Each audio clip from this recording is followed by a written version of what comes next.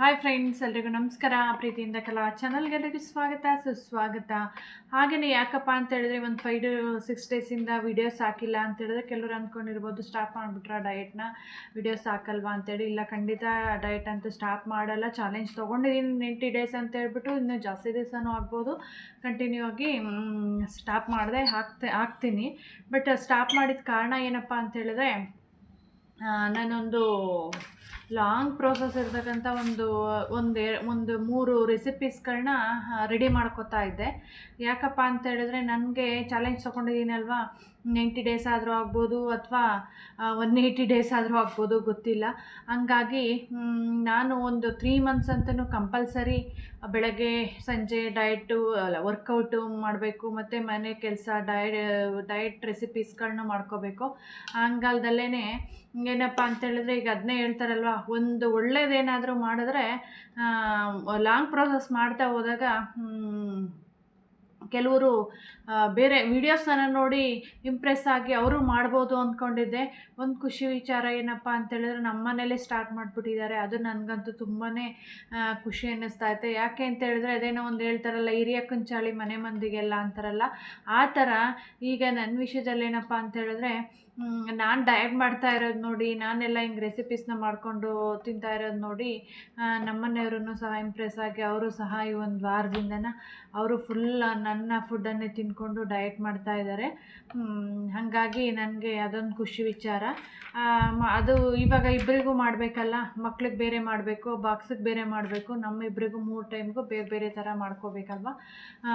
ಈಗ ಬೇರೆ ಥರ ವರ್ಷನಲ್ಲಿ ಮಾಡ್ತಾಯಿದ್ದೀನಿ. ಅಂದರೆ ಹಿಂದೆ ಆಗಿರೋ, ಈಗ ನಾನೇನು 5 to 6 ಡೇಸ್ ಮಾಡಿದ್ದೆ, ಆ ವಿಡಿಯೋಸನ್ನು ಕಂಟಿನ್ಯೂ ಮಾಡ್ತೀನಿ. ಇವಾಗ ಮತ್ತೆ ಈ ಒಂದು 1 ವೀಕ್ 2 ವೀಕ್ ಆದಮೇಲೆ ಮತ್ತೆ ನಾನು ಹೇಳಿದ್ನಲ್ವ, ಈಗೊಂದು ಲಾಂಗ್ ಪ್ರೋಸೆಸ್ ರೆಸಿಪಿ ಮಾಡ್ತಾ ಇದ್ದೀನಿ ಅಂತ ಹೇಳ್ಬಿಟ್ಟು, ಆ ರೆಸಿಪಿನೂ ತೋರಿಸಿ ನೆಕ್ಸ್ಟ್ ಅದೇ ಇದರಲ್ಲಿ ಕಂಟಿನ್ಯೂ ಆಗಿ ನಮ್ಮ ಡಯಟು ಹೇಗೆ ಕಂಟಿನ್ಯೂ ಆಗುತ್ತೆ ಅನ್ನೋದನ್ನು ಸಹ, ಯಾವ್ಯಾವ ರೆಸಿಪೀಸ್ ಬರುತ್ತೆ ಅದರಿಂದ ಅನ್ನೋದು ಸಹ ತೋರಿಸ್ತಾ ಹೋಗ್ತೀನಿ.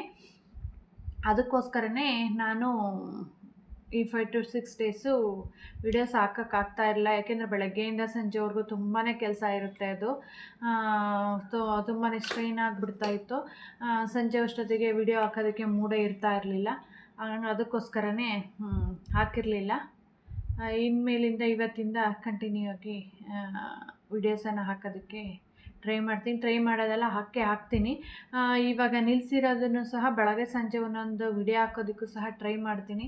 ಇದ್ರ ಜೊತೆಗೆ ಬರೀ ಡಯಟ್ ರೆಸಿಪೀಸೇ ಅಂತಲ್ಲ, ಮತ್ತು ಎಲ್ರಿಗೂ, ಮಕ್ಕಳಿಗೆ ಆಗಿರ್ಬೋದು, ಲಂಚ್ ಬಾಕ್ಸ್ಗಾಗಿರ್ಬೋದು, ಮತ್ತು ಹಸ್ಬೆಂಡ್ಸ್ದು ಲಂಚ್ ಬಾಕ್ಸ್ಗಳಿಗಾಗಿರ್ಬೋದು, ಯಾವ ಥರ ರೆಸಿಪೀಸ್ನ ಪ್ರಿಪೇರ್ ಮಾಡ್ಕೋಬೋದು, ಕೊಡ್ಬೋದು ಹೆಲ್ತಿಯಾಗಿ ಅನ್ನೋದನ್ನು ಸಹ ಇದು ಶೇರ್ ಮಾಡ್ತೀನಿ. ಹಾಗೆಯೇ ಟೇಸ್ಟಿ ರೆಸಿಪಿಗಳನ್ನ ಸಹ ಶೇರ್ ಮಾಡ್ತೀನಿ. ಯಾಕೆ ಅಂತ ಹೇಳಿದ್ರೆ, ಇವಾಗ ಸಮ್ಮರ್ ಹಾಲಿಡೇಸ್ ಬಿಡುತ್ತಲ್ವ ಮಕ್ಕಳಿಗೆ, ಹಂಗಾಗಿ ಇವಾಗ ಅವ್ರಿಗೆ ಕ್ರೇವಿಂಗ್ಸ್ ಇರುತ್ತೆ, ಮನೆಯಲ್ಲೇ ಇರ್ತಾರಲ್ವ ಜಾಸ್ತಿನ.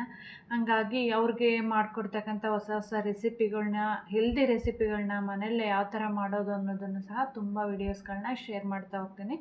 ಪ್ಲೀಸ್ ಕೊನೆ ತನಕ ನನ್ನ ಎಲ್ಲ ವೀಡಿಯೋಸ್ಗಳ್ನೂ ಸಹ ಸಪೋರ್ಟ್ ಮಾಡಿ. ಇದೇ ರೀತಿ ಸಬ್ಸ್ಕ್ರೈಬ್ ಮಾಡಿ. ಇಷ್ಟ ಆದರೆ ಪ್ಲೀಸ್ ಶೇರ್ ಮಾಡಿ ನಿಮ್ಮ ಫ್ರೆಂಡ್ಸ್ ಆ್ಯಂಡ್ ಫ್ಯಾಮಿಲಿಗೆ. ಇನ್ಮೇಲೆ ಕಂಟಿನ್ಯೂ ಆಗಿ ವಿಡಿಯೋಸ್ಗಳನ್ನ ಹಾಕ್ತೀನಿ. ಹಾಗೆಯೇ ಈ ಲಾಂಗ್ ಪ್ರೋಸೆಸ್ ರೆಸಿಪೀಸ್ಗಳನ್ನ ಸಹ ಶೇರ್ ಮಾಡ್ತಾ ಹೋಗ್ತೀನಿ. ನನ್ನ ಬಾಡಿನಲ್ಲಂತೂ ಸಹ ಈ ಡಯಟನ್ನು ಮಾಡೋದಕ್ಕೆ ಅಂದ್ಕೊಂಡ್ಮೇಲೆ ತುಂಬಾ ಚೇಂಜಸ್ ಆಗಿದೆ.